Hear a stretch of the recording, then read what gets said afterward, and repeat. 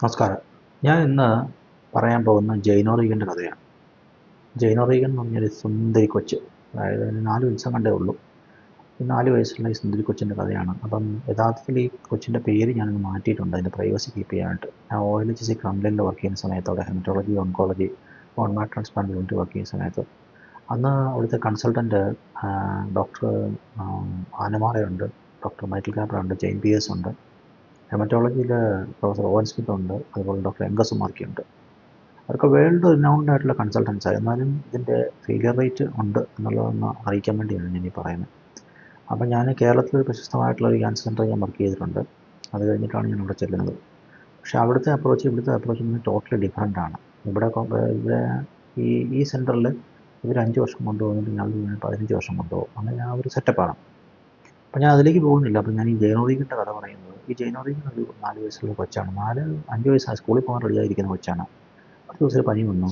പനി മാറുന്നില്ല, കണ്ടിന്യൂസ് ആയിട്ട് പനിക്കുന്നു. പിന്നെ പനി കുറയുന്നില്ല. അങ്ങനെയൊക്കെ നോക്കി കഴിഞ്ഞിട്ട് ബ്ലഡ് ചെയ്തപ്പോൾ വൈറ്റ് സെൽസ് 1 ലാഖിന് മുകളിലുണ്ട്. അപ്പോൾ ഇവർ ഏതോ ഒരു കൗണ്ടിൽ നിന്നാണ് വരുന്നത്. എനിക്ക് തോന്നുന്നു കൗണ്ടി കാവനാണെന്ന് തോന്നുന്നു. അപ്പോൾ കൗണ്ടി കാവനിൽ നിന്ന് വന്ന് അവിടെ ഈ പേഷ്യൻറ്റിനെ അവരെന്നിട്ട് ഈ അവിടെ തന്നെ ഇങ്ങോട്ട് ഹെമറ്റോളജിയിലോട്ട് റെഫർ ചെയ്തു. ONGC നമ്മളുടെ സെൻറ്ററിലേക്ക് റെഫർ ചെയ്തു.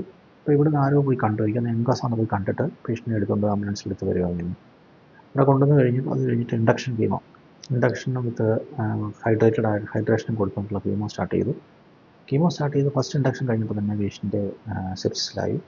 അത് കഴിഞ്ഞ് സെപ്സിസ് റിക്കവർ ചെയ്ത് കഴിഞ്ഞിട്ട് കൊച്ചിന് ഒരു ഹെഡേക്ക് പ്രസൻറ്റ് ചെയ്ത് കഴിഞ്ഞിട്ട് ഈ കൊച്ച് ഹെഡേക്ക് പ്രസൻറ്റ് ചെയ്തിട്ട് കുറച്ച് ഡ്രൗസി സിൻകോപ്പൊക്കെ കാണിക്കുക. അപ്പം അത് എന്താണെന്ന് നോക്കിയത് CT ഒക്കെ ചെയ്ത് നോക്കുമ്പോൾ തലയ്ക്കകത്ത് ട്യൂമറിൻ്റെ അകത്ത് അത് മാനേജ് ചെയ്യാൻ വേണ്ടി എന്ത് ചെയ്യുമെന്ന് വെച്ചിട്ടുണ്ടെങ്കിൽ ആ ട്യൂമർ എന്താണെന്ന് നോക്കിക്കഴിഞ്ഞപ്പോഴത്തേക്കും അതൊരു ഫംഗൽ എംബോളയാന്ന് കണ്ടുപിടിച്ചു. അപ്പം ആൻറ്റി ഫംഗസ്, അതായത് ആംഫോടെറിസിൻ B കൊടുക്കുകയാണെങ്കിൽ സംഭവം ഒന്ന് സപ്രസ് ചെയ്ത് നോക്കും. അതുപോലെ ഓറൽ വേരിക്കൺസോളും കൊടുത്തുകൊണ്ടിരിക്കുന്നു, സപ്രസ് ചെയ്ത് നോക്കും. അത് കഴിഞ്ഞിട്ടുണ്ടെങ്കിൽ സംഭവം കൊണ്ടുവരും. എന്നാൽ നമുക്ക് ഇതിനെ ഒന്ന് മാനേജ് ചെയ്യാമെന്ന് വിചാരിച്ചിട്ട് പല രീതിയിലുള്ള ഹൈ ഡോസ് ഫംഗലൊക്കെ കൊടുത്തിട്ടൊന്നും വർക്ക് ചെയ്യുന്നില്ല. അപ്പോൾ അങ്ങനെ ഇരിക്കുന്ന സമയത്ത് കൊച്ചിപ്പോൾ ഇടയ്ക്കിടയ്ക്ക് സിക്കാവുന്നുണ്ട്. കൊച്ചിന് അടുത്ത കീമോയിലോട്ടൊന്നും പോകാൻ പറ്റുന്നില്ല. കാരണം വെച്ചിട്ടുണ്ടെങ്കിൽ കൊച്ച് ഇടയ്ക്കിടയ്ക്ക് സിക്കാവുക, പനി വരുന്നുണ്ട്, സിക്കാവുന്നുണ്ട്. അപ്പോൾ അത് മാനേജ് ചെയ്യാൻ വേണ്ടി അന്ന് ഡോക്ടർ എൻഗസ് എന്ന് തോന്നുന്നു, എൻഗസ് പറഞ്ഞു നമുക്കത് ഒരു കാര്യം ചെയ്യാം, ഇത് നമുക്ക് ഈ ട്യൂമറിനെ എക്സൈസ് ചെയ്യാൻ പറ്റുമോ നോക്കാം. അങ്ങനെ ഈ ട്യൂമറിനെ എക്സൈസ് ചെയ്യാൻ വേണ്ടി CT ക്ലിയർഡ് പുറത്ത് ആയിട്ടുള്ള ഒരു സ്റ്റീരിയോടാക്ടിക് സർജറി പ്ലാൻ ചെയ്തു. അപ്പോൾ അതിനുവേണ്ടി CT ചെയ്തിട്ട് തലയ്ക്ക് പുറത്ത് ഫ്രെയിം ഫിക്സ് ചെയ്യും. അപ്പോൾ ഫ്രെയിമിൻ്റെ അകത്തോട് നിന്നിട്ട് ഈ ട്യൂബ് ഒരു റോഡ് അകത്തേക്ക് ഇൻസേർട്ട് ചെയ്തിട്ട് റോഡ് വഴി കറക്കണം. നമുക്ക് തലയ്ക്കകത്തേക്ക് സർജറി ചെയ്യുമ്പോൾ ഒരു പ്രധാന പ്രശ്നം പിന്നെ ആക്സസിബിലിറ്റിയാണ്. കാരണം നമുക്കൊരു വേ വേണം. ചുമ്മാ നമ്മുടെ പ്രധാനപ്പെട്ട ഏതെങ്കിലും ഒരു ബ്രെയിനിൻ്റെ പാർട്ടിനെ തുറന്നിട്ട് അകത്തേക്ക് കയറി കഴിഞ്ഞാൽ പേഷ്യൻ്റെ കൈയും കാലും നടന്നു പോകാനും പേഷ്യൻ്റെ നമുക്ക് യൂസ് ഇല്ലാതായി പോകും, അല്ലെങ്കിൽ മരിച്ചു പോയിരിക്കും. അപ്പോൾ അത് ഒഴിവാക്കാൻ വേണ്ടി നമ്മൾ ചെയ്യുന്ന പരിപാടി എന്ന് പറഞ്ഞിട്ടുണ്ടെങ്കിൽ ഈ ആക്സസ് നമ്മൾ കിട്ടാൻ വേണ്ടി CT ഇട്ട് പല ഫ്രെയിമിൽ കൂടെ ട്രൈ ചെയ്ത് നോക്കും. ഇങ്ങനെ പറ്റുമോ. അങ്ങനെ ഒരു ഫ്രെയിമിൻ്റെ ആക്സസ് കിട്ടി. ഫ്രെയിമൊക്കെ ഫിറ്റൊക്കെ ചെയ്ത് കഴിഞ്ഞിട്ട് ഈ പേഷ്യൻറ്റിനെ തിയേറ്ററിലേക്ക് കൊണ്ടുപോയിട്ട് പിറ്റേ ദിവസം തിയേറ്ററിൽ കൊണ്ടുവന്നിട്ട് സർജറിക്ക് പ്ലാൻ ചെയ്ത് ഈ ആക്സസ് വഴി ഒരു ബറോളിട്ട് അകത്ത് ചെന്ന് നോക്കിയപ്പോൾ അവിടെ അതിൻ്റെ കുറച്ച് മില്ലിമീറ്റർ ഡിഫറൻസിൽ ഈ പർട്ടിക്കുലർ ആയിട്ടുള്ള ട്യൂമർ ആക്സസ് ചെയ്യാൻ പറ്റിയില്ല. അപ്പം ട്യൂമർ ആക്സസ് ചെയ്യാൻ പറ്റാത്തതുകൊണ്ട് അവർ ക്ലോസ് ചെയ്ത് തിരിച്ചു പോകുന്നു. വേറെ രക്ഷയില്ല. കാരണം വെച്ചിട്ടുണ്ടെങ്കിൽ വേറൊരു വഴി കൂടി ചെന്ന് നമുക്ക് തുറക്കാനായിട്ടുള്ള വഴിയുമില്ല. ഈ ഒരു വഴിയേ ഉള്ളൂ. അത് വേറെ വഴി കൂടി ചെന്ന് കഴിഞ്ഞാൽ കൊച്ചിന് പെർമനൻറ്റ് ഡാമേജ് ഉണ്ടാകും. അപ്പോൾ അതുകൊണ്ട് അത് ക്ലോസ് ചെയ്ത് തിരിച്ചു വന്നിട്ട് ഹൈ ഡോസ് ആൻറ്റിഫംഗലൊക്കെ കൊടുത്ത് കൊച്ചിന് സിക്കായിക്കൊണ്ടിരിക്കുക. അങ്ങനെ സിക്കായിക്കൊണ്ടിരിക്കുമ്പോൾ കൊച്ചിന് സ്കൂൾ തുറക്കാൻ സമയമായി. അപ്പോൾ സ്കൂൾ തുറക്കാൻ സമയമായി കഴിഞ്ഞപ്പോഴത്തേക്കും കൊച്ചിന് ആഗ്രഹം സ്കൂളിൽ പോകണമെന്നുള്ള. അപ്പോൾ കൊച്ച് ഇവിടെ വന്നു കഴിയുമ്പോൾ ജയിലിലൂടെ വന്നു കഴിയുമ്പോൾ ഇറങ്ങി ഒന്ന് ബെല്ലായി കഴിഞ്ഞാൽ ഉടനെ തന്നെ സ്കൂളിൽ പോകേണ്ട യൂണിഫോം ഇട്ടുകൊണ്ട് പുറത്തേക്ക് ഇറങ്ങി കോടുകൾ കൂടി തെക്കും മടക്കം നടക്കും. ഭയങ്കര രസമാണ് എന്തൊരു കൊച്ചാണ് കാണാനായിട്ട്. ഞങ്ങൾക്ക് ഭയങ്കര ഇഷ്ടമാണ്. അപ്പോൾ ഈ കൊച്ചിൻ്റെ അപ്പനും അമ്മയും അവരുടെ പോലീസുകാരാണ്. അതായത് അവരുടെ മമ്മി ഒരു പോലീസുകാരിയാണ്.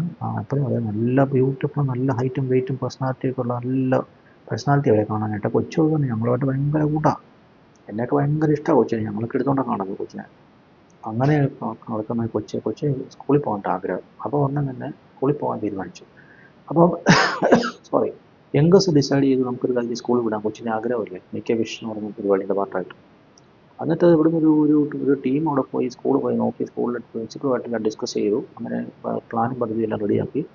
ഇവിടുന്ന് ഒരു ആംബുലൻസിൽ ഒരു രജിസ്ട്രാറും ഒരു നഴ്സും കൂടെ ചേർന്ന് കൊച്ചിനെ അവിടെ കൊണ്ടുപോകുന്നു. കൊച്ചിനെ അരമണിക്കൂർ അവിടെ ഇരുത്തി കഴിഞ്ഞ ശേഷം ഇങ്ങോട്ട് തിരിച്ച് കൊണ്ടുവരിക. എല്ലാം പ്ലാൻ ചെയ്ത് അതിൻ്റെ ട്രയൽ റൺ എല്ലാം നടത്തി. അപ്പോൾ ട്രയൽ റണ്ണെല്ലാം നടത്തി കഴിഞ്ഞ ശേഷം പിന്നെയുള്ള പരിപാടി എന്ന് പറഞ്ഞിട്ടുണ്ടെങ്കിൽ ഈ കൊച്ചിനെ നമുക്ക് കൊണ്ടുപോകണം. പിറ്റേ ദിവസം കൊണ്ടുപോകണ്ട. അപ്പോൾ റോഡിൽ പോയിട്ട് ബാഗെല്ലാം ഭയങ്കര ഹാപ്പിയാണ്. റോഡിൽ കൂടി ഇല്ല റോഡിൽ കൂടി എന്നെ എപ്പോഴും നടക്കണം. സ്കൂളിൽ പോകണം, അവൾ സ്കൂളിൽ പോകണം. കൊച്ചു സ്കൂളെല്ലാം കണ്ടുപോയി. കണ്ടു കഴിഞ്ഞിട്ട് കൂട്ടുകാരെല്ലാം കണ്ടു കഴിഞ്ഞ് ഭയങ്കര എക്സൈറ്റഡാണ്. അപ്പോൾ എക്സൈറ്റഡ് ആയി കഴിഞ്ഞിട്ട് അന്ന് വൈകുന്നേരം കൊച്ചിന് കാർഡിയക് അറസ്റ്റ് ആയി.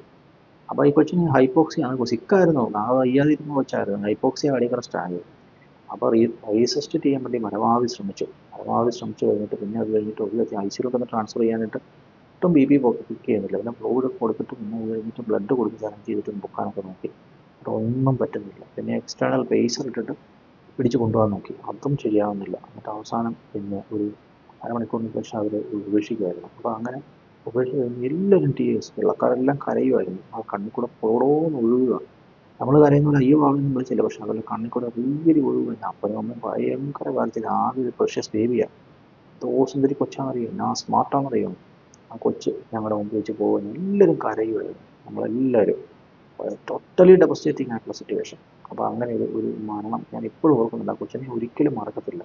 എന്നുവെച്ചാൽ എന്നെയൊക്കെ ഭയങ്കര ഇഷ്ടമാണ്. ഞാൻ ഹാൻഡ് ഓവർ കഴിഞ്ഞ് പുറത്തേക്ക് ഇറങ്ങി വരുമ്പോഴത്തേക്കും വിമാൽ എന്നൊക്കെ പറഞ്ഞ് എൻ്റെ അടുത്ത് വരുമായിരുന്നു. എന്നാൽ ആ കൊച്ച് നമ്മൾ പോയി. അപ്പോൾ ഇത് ഒരു ശരിക്കും ഒരു കഥയാണ് ഞാൻ പറഞ്ഞത്.